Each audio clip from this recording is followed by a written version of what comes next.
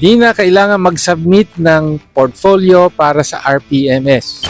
Si Antonio Tino po ito ng ACT Teachers Party List. Kasama natin sa ACT, kadialog ang ilang mga direktor ng Department of Education. Yan po ang isang posisyon na napagkasunduan. May mga proposals kami na hindi na i-request yung mga teacher, i-require yung mga teacher ng portfolio.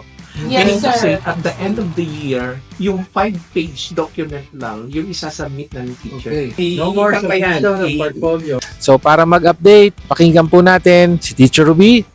Ang una-una pong nilinaw natin sa ating dialogue, wala pong direktang order ang Department of Education para dun sa ating classroom observation na ginagawa ngayon sa ating mga eskwela.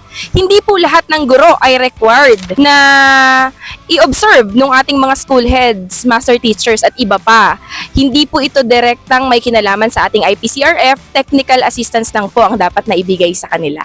At isa pa po sa nilinaw natin yung OT pay. Kapag ang teacher talaga ay lumagpas sa 6 hours na pagtuturo, tayo po ay mabibigyan ng OT pay. At kapag tayo naman po ay pumasok at ni-require pag Saturday, mabibigyan po tayo ng karapatang service credit. Ang lahat ng makeup classes, no, kapag weekdays, yan po ay may karampatang of teaching overload, no, na bayad mula sa Department of Education. Wala pong libre, no, kaya kailangan po matiyak natin ng ating bawat kasamang guro ay nakakatanggap ng sapat na kompensasyon sa kanilang mga dagdag trabaho na ginagampanan. Well, yan lang po muna at mag-update po muli kami. Tunay na tinig ng teachers.